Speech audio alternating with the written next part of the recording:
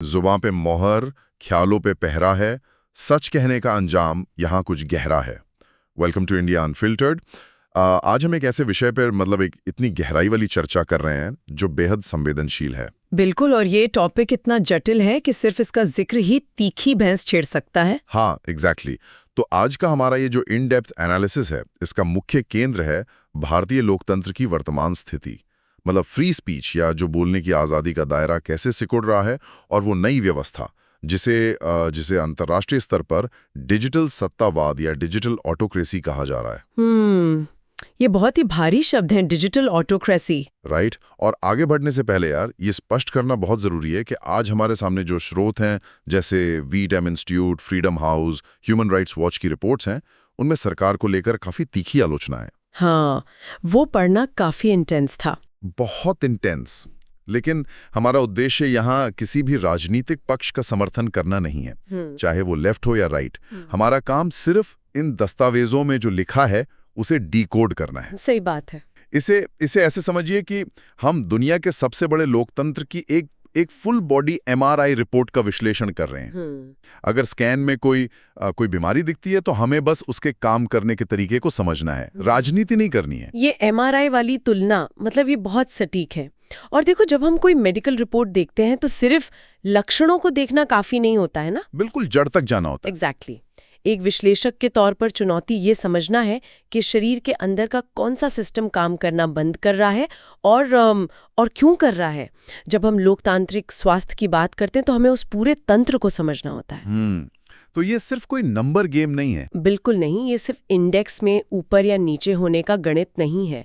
ये इस बात का संकेत है कि जमीनी स्तर पर सत्ता और नागरिक के बीच का रिश्ता कैसे बदल रहा है। तो आइए सबसे पहले इस इंडेक्स के गणित को ही सुलझाते हैं।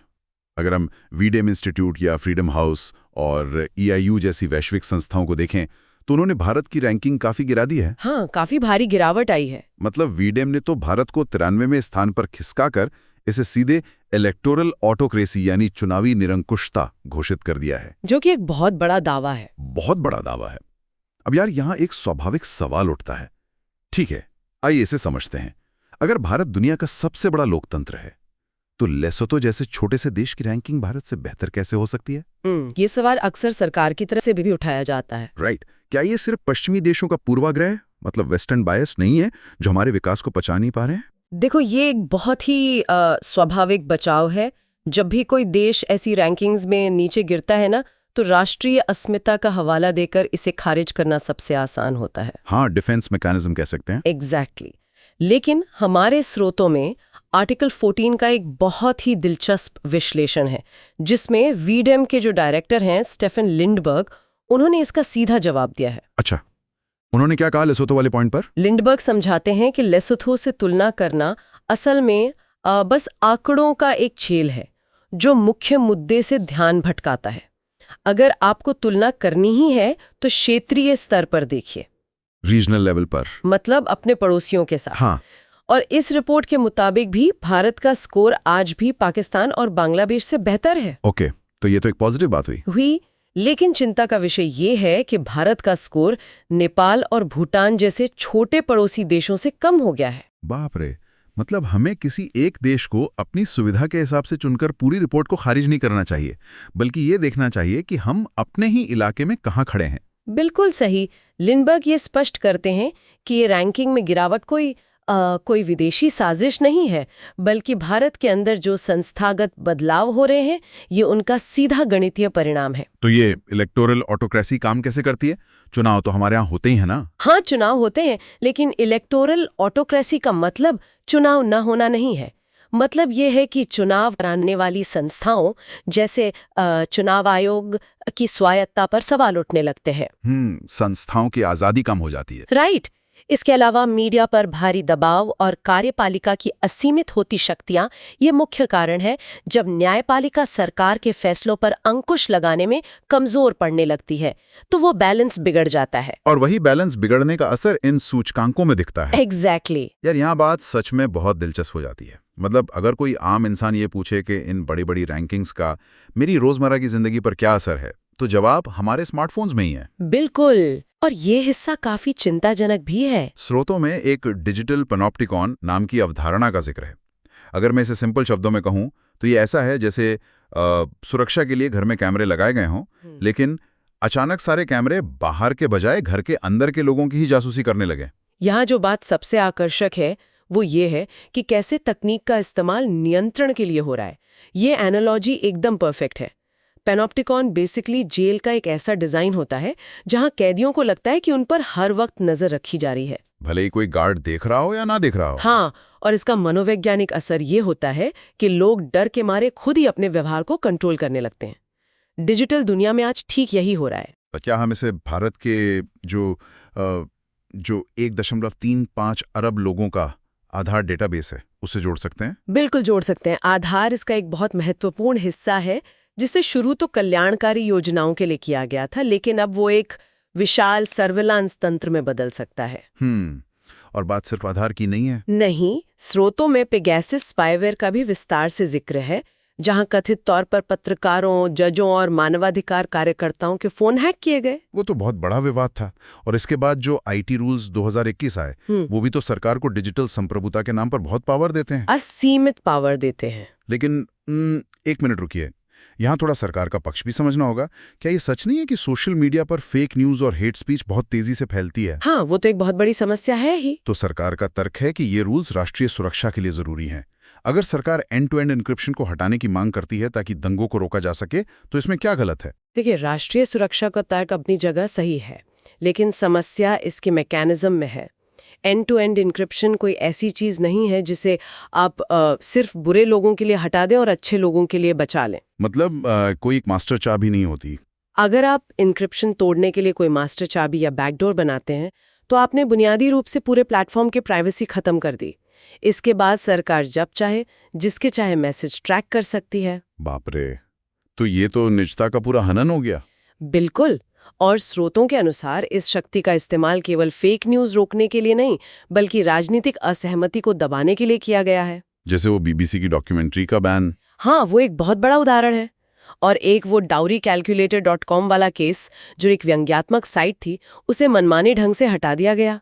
ये दिखाता है कि जब कानून अस्पष्ट होते हैं तो उनका इस्तेमाल सेंसरशिप के लिए होता है। शटडाउन के आंकड़े हैं, वो वाकई चौंकाने वाले हैं। वो डेटा तो सीरियसली अलार्मिंग है। 2012 से 2023 के बीच भारत में 736 बार इंटरनेट बंद किया गया।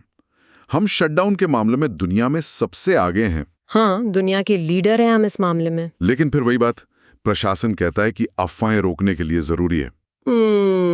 शांति व्यवस्था के लिए कुछ घंटों का शटडाउन एक बात है, लेकिन भारत में जो हो रहा है वो अलग ही लेवल पर है। स्रोतों में कश्मीर का जिक्र है, जहां 552 दिनों तक इंटरनेट बंद रहा। 552 दिन मतलब 1.5 साल से भी ज्यादा। हाँ, किसी भी लोकतंत्र में ये सबसे लंबा शटडाउन था। और हाल ही का सबसे खौफनाक उदाहरण मणिपुर का है, जहां 80 दिनों तक इंटरनेट ठप रहा। और उस 80 दिन के ब्लैकआउट का नतीजा क्या हुआ? मणिपुर में महिलाओं के साथ जो बर्बरता हुई, जो गैंग रेप और हत्या की घटनाएं हुई, उनकी खबर महीनों तक बाहर ही नहीं आ पाई। यही इसका सबसे खतरनाक पहलू है। इंटरनेट शटडाउन सिर्फ अफवाहों को नहीं रोकता, ये जवाबदेही को भी पूरी तरह से पंगु बना देता है। मतलब कोई अकाउंटेबिलिटी ही नहीं बचती। बिल्कुल नहीं। पीड़ितों की आवाजें उसी इलाके में घुटकर रह जाती हैं। ये पूरे इलाके को एक ब्लैक होल में तब्दील कर देने जैसा है, जहां कोई स्वतंत्र पत्रकारिता नहीं हो सकती।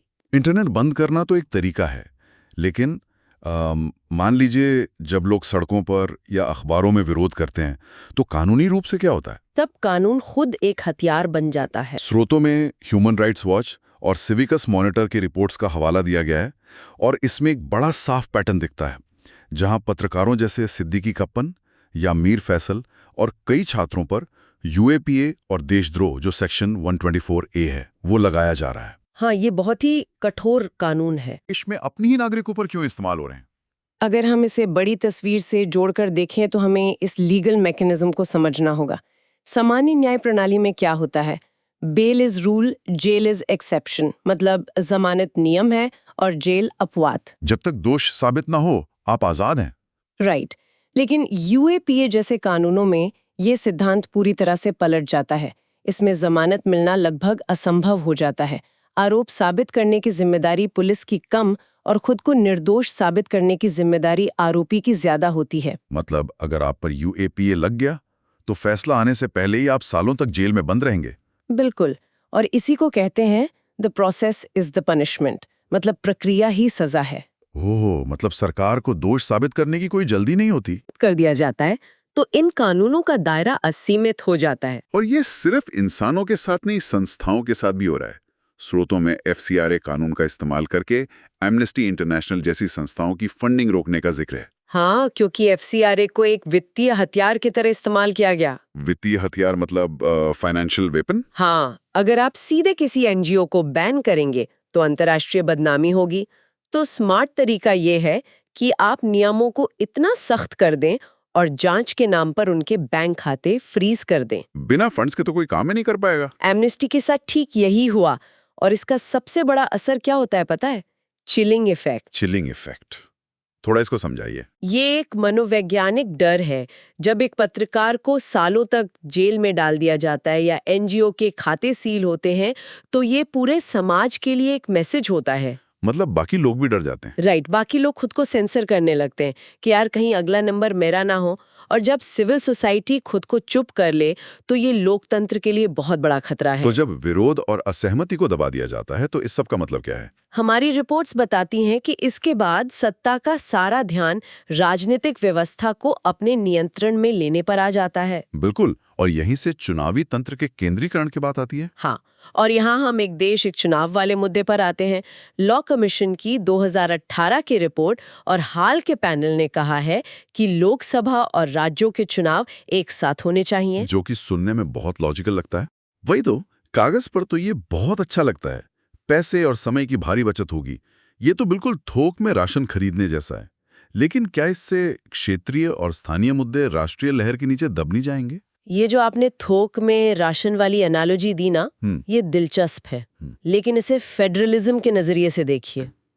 मान लीजिए एक अस्पताल है जहां एक मरीज को सिर दर्द है, दूसरे की हड्डी टूटी है। ठीक है। अब अस्पताल सोचे कि यार अलग अलग इलाज में बहुत खर्च है, चलो सबको एक ही दिन एक ही दवा दे देते हैं। क्या ये काम करेगा? बिल्कुल नहीं, हर बीमारी का इलाज अलग है। ठीक ये ही भारत के संघीय ढांचे पर लागू होता है। राज्य के चुनाव सड़क, पानी, स्कूल जैसे मुद्दों पर होते हैं और राष्ट्रीय चुनाव विदेश नीति या सीमाओं पर। अच्छा, तो जब दोनों चुनाव एक साथ होंगे तो बड़े राष्ट्रीय चेहरे के सामने स्थानीय मुद्दे गायब हो जाएंगे। एग्जैक्टली। और यही हमारे स्रोतों की सबसे बड़ी चिंता है। इसके अलावा EVM और VVPAT मशीनों को इतने बड़े पैमाने पर एक साथ जुटाना एक लॉजिस्टिक दुष्स्वप्न है। और जब हम चुनावों की बात कर रहे हैं तो राजनीतिक फंडिंग और ओपिनियन पोल भी आते हैं। बिल्कुल आते हैं। स्रोतों ने इलेक्टोरल बॉन्ड्स और सेक्शन 126A का जिक्र किया है। इलेक्टोरल बॉन्ड्स जहां अपारदर्शिता की भारी कमी लोकतंत्र में जानने के अधिकार को चुनौती देती है। ये एक महत्वपूर्ण सवाल खड़ा करता है। एक स्वस्थ लोकतंत्र में लेवल प्लेइंग फील्ड होना जरूरी है। इलेक्टोरल बॉन्ड्स ने कॉर्पोरेट्स को ये सुविधा दी कि वो असीमित और अनाम, मतलब बिना नाम बताए पैसा दे सकें। और जनता को पता ही नहीं कि किस कंपनी ने सरकार को कितना पैसा दिया। राइट। अब पूरी तस्वीर देखिए। एक तरफ सत्ताधारी पार्टी के पास अपारदर्शी तरीके से हजारों करोड़ आ रहे हैं और दूसरी तरफ आलोचकों को डिजिटल निगरानी और UAPA से खामोश किया जा रहा है। तो फिर चुनाव निष्पक्ष कैसे रह गए? यही कारण है कि अंतर्राष्ट्रीय संस्थाएं भारत को चुनावी निरंकुशता कह रही हैं। मैदान पहले से ही एक तरफ झुका हुआ है। ये पूरी चर्चा बहुत ही गहराई वाली रही है। आज हमने अंतर्राष्ट्रीय रैंकिंग्स से लेकर डिजिटल पैनोप्टिकॉन, औपनिवेशिक देशद्रोह कानूनों और चुनावी तंत्र के केंद्रीकरण तक का पूरा सफर तय किया है। और इन सब का एक ही निष्कर्ष है कि ज्ञान और आलोचनात्मक सोच ही इस भारी शोर में हमारा सबसे बड़ा हथियार है। राज्य हमेशा अपना नियंत्रण बढ़ाना चाहेगा, लेकिन राज्य के नियंत्रण और जनता के प्रतिरोध के बीच का संघर्ष ही लोकतंत्र का भविष्य तय करेगा। बिल्कुल। और अंत में मैं श्रोताओं को एक बार फिर याद दिला दूं कि आज की ये चर्चा पूरी तरह से दिए गए स्रोतों और अंतर्राष्ट्रीय रिपोर्ट्स पर आधारित थी। ये किसी विशेष राजनीतिक विचारधारा का समर्थन नहीं करती। हाँ, ये डिस्क्लेमर बहुत जरूरी है। लेकिन जाते जाते एक ऐसा विचार है जो स्रोतों में सीधे तौर पर नहीं था, लेकिन इस पूरी चर्चा से उपजा है। वो क्या है? तो जरा सोचिए, जिन डिजिटल उपकरणों का आविष्कार हमें पूरी दुनिया से जोड़ने के लिए किया गया था, अगर आज वे ही हमें मॉनिटर करने और नियंत्रित करने के हथियार बन गए हैं, तो क्या भविष्य के लोकतंत्र का फैसला चुनाव के बैलेट बॉक्स में होगा या हमारे स्मार्टफोन के अंदर छिपे हुए कोड और सर्वर रूम्स में? इसी विचार के साथ आज की चर्चा यहीं समाप्त करते हैं। बहुत ही गहरा सवाल है। हाँ, तो बस गहराई में उतरते रहिए और सवाल पूछते रहिए।